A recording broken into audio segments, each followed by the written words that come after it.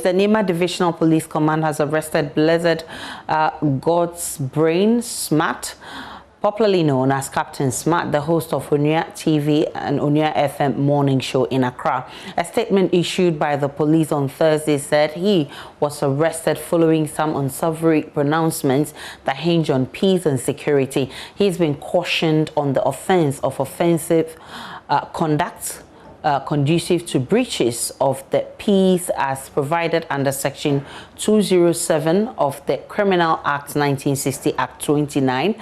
The statement added, the police said Captain Smart is presently in police custody assisting the investigations. The executive director of the Media Foundation for West Africa, Suleiman Brima, joins us for more on this one. I'm grateful for your time, Dr. Suleiman Brima. You are a media watch organization, and you believe in media freedom and professionalism. How does all of this come across to you?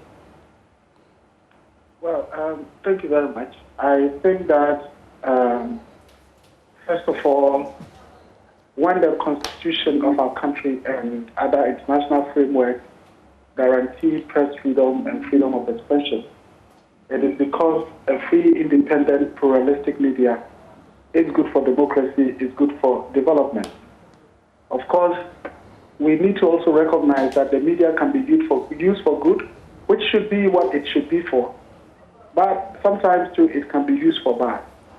And I think that over the course of time, I have personally received calls from individuals complaining about the content of what is put out on Onua TV every morning by the presenter, Captain Smart.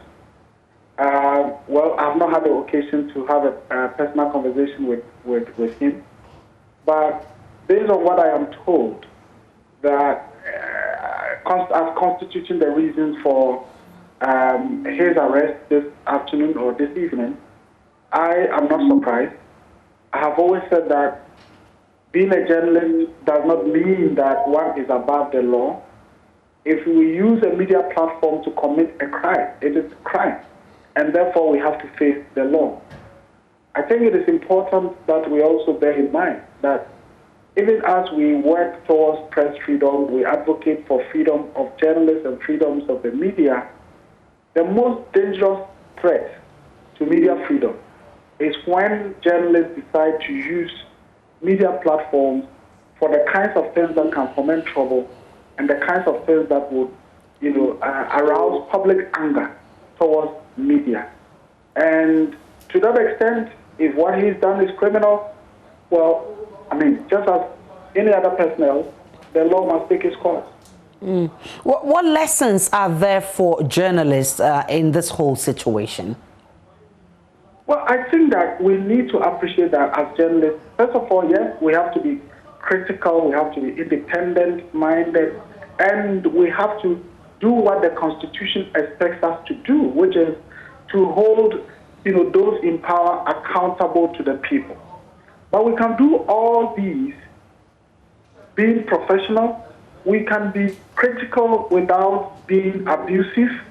We can hold the feet of government to the fire without necessarily, inciting violence. We can demand accountability and transparency without fighting or, preaching hatred and violence. I don't think that those kinds of things would in any way contribute towards achieving the values, the objectives, and whatever the media stand for. What helps the media to achieve the objectives and the purposes for which media must serve democracy is having a very professional media, independent media, credible media, trustworthy media. But I don't think that some of these things that are done on our airways would in any way contribute towards achieving these kinds of great things that the media can achieve for our country. Thank you so much for joining us. Suleiman Brima is Executive Director of the Media Foundation of West Africa.